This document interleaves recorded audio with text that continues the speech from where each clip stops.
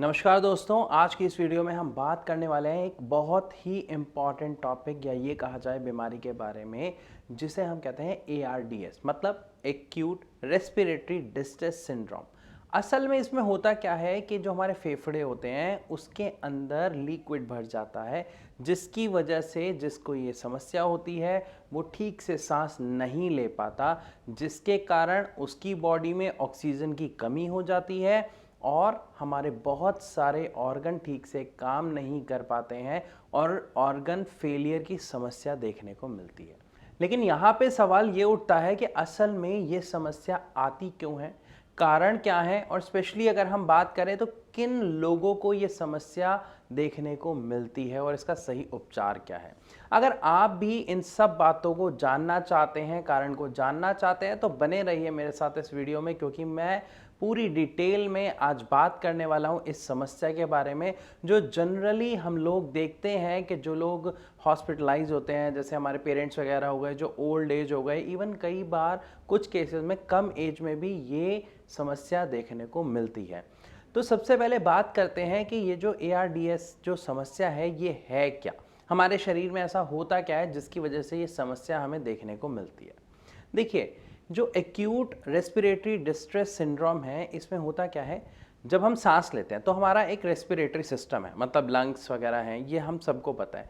लेकिन इसको थोड़ा सा डिटेल में समझना पड़ेगा अगर आप इस समस्या को समझना चाहते हैं। तो जब हम सांस लेते हैं तो ये हमारा विंड पाइप है जहाँ से हवा अंदर जाती है और इसके बाद दोनों साइड हमारे फेफड़े हैं जहाँ पे वो डिवाइड हो जाती है। लेकिन जब ये जो अंदर जो विंड पाइप डिवाइड हो रही है, इसके अंदर और छोटे छोटे बहुत सारी नलियां हैं, जिन नलियों के एंड में एयर सैक्स हैं। मतलब आप कुछ ऐसे समझे कि कुछ गुब्बारा टाइप का लगा हुआ है, जब हम सांस लेते हैं तो वो ऐसे फूलता है और जब हम सांस छोड़ते हैं तो वो पिचक जाता है।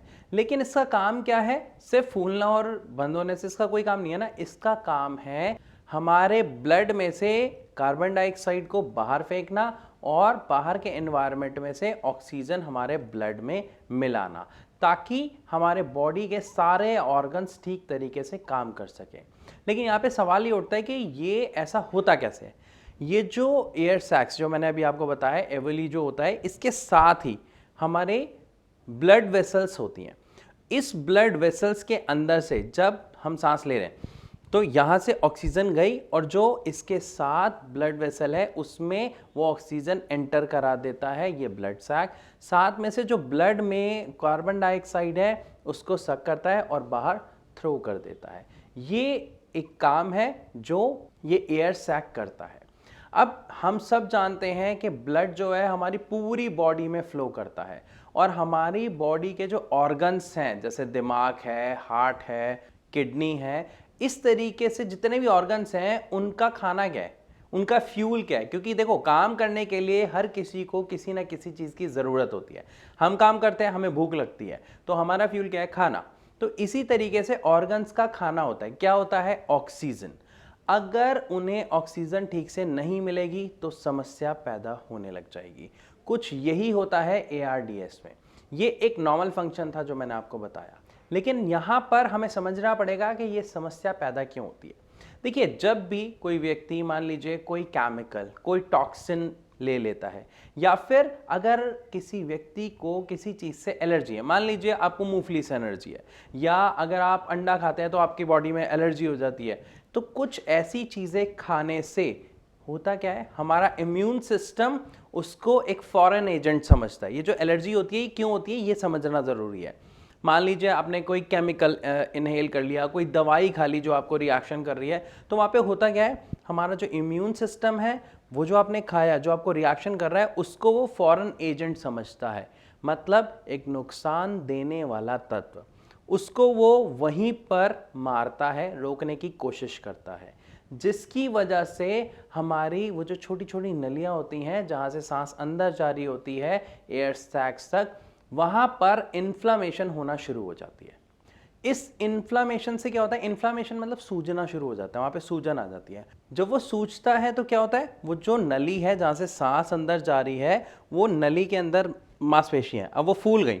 तो इतनी सी हमारी ये नली थी, इसके अंदर पहले ये नली थी, ठीक है, जहाँ से सांस जा रही थी, अब इसमें ये फूल गया हिस्सा, तो हमारे पास सांस लेने की जगह सिर्फ इतनी सी बची ना, तो इसकी वजह से क्या होता है, सांस लेने में प्रॉब्लम।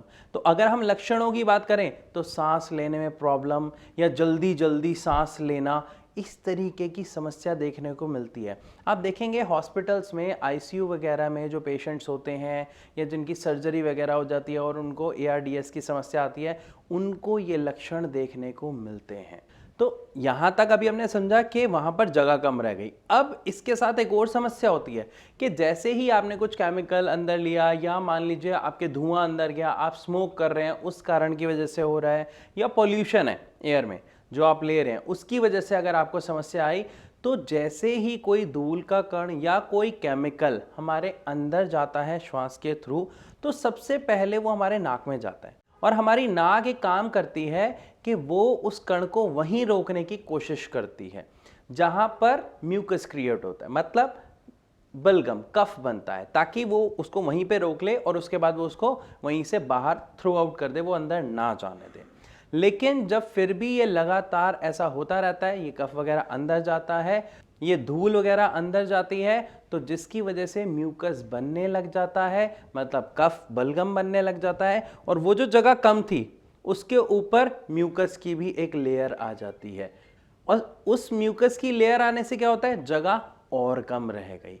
इस वजह से एआरडीएस की समस्या बहुत गंभीर हो जाती है और ज़्यादातर पेशेंट्स में जब इस तरीके की प्रॉब्लम होती है तो उन्हें ऑक्सीजन लगाई जाती है, क्योंकि वो प्रॉपर इनहेल और एक्सेल नहीं कर पा रहे होते हैं। क्योंकि जब इतनी सारी लेयर आ गई तो जो एयर सैक्स हैं वो अपना काम कर पाएंगे, नहीं कर पाएंगे, क्योंकि वो लिक्विड जो है वो उस एयर सैक्स में ही तो जा रहा है। पहले तो इन्फ्लेमेशन हुई, उसके बाद फिर म्यूकस आया, तो उसकी वजह से एक लेयर जम जाती है जो बहुत ही टाइट होती है, बहुत ही थिक होती है, जो उसकी इलास्टिसिटी को, वो फूलना और बंद होने को खत्म कर देती है, जिसकी वजह से एआरडीएस के पेशेंट्स को सांस लेने में बहुत समस्या का सामना करना पड़ता है। अब आम तौर पर यह समस्या जो देखी जाती है, किन लोगों को देखी जाती है, ये समझना बहुत जरूरी है। देखिए, आम तौर पर यह समस्या आती है ओल्ड एज पीपल के साथ, या ऐसे लोगों के साथ जिनको चेस्ट में कोई इंजरी हो गई, कोई एक्सीडेंट हुआ था, कोई सर्जरी हुई है, उनको भी एआरडीएस की समस्या देखने को मिलती है। अब जैसा कि मैंने आपको नाम से बताया, एआरडीएस एक्यूट रेस्पिरेटरी, एक्यूट मतलब ये नहीं है धीरे धीरे, धीरे धीरे वाले को हम बोलते हैं क्रोनिक। एक्यूट का मतलब होता है अचानक से होने वाला, जल्दी से होने वाला।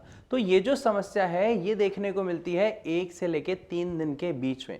मान लीजिए किसी का एक्सीडेंट हुआ, सर्जरी हुई या कोई केमिकल अंदर चला गया, तो 1 या 2 दिन में ही आपको देखने को मिलेगा कि सांस लेने में प्रॉब्लम हो रही है, आपकी जो मसल्स हैं वो बहुत दुख रही है, मतलब आपका शरीर दुख रहा है, आपको थका थका फील हो रहा है और आपको सर दर्द रहने लग जाता है।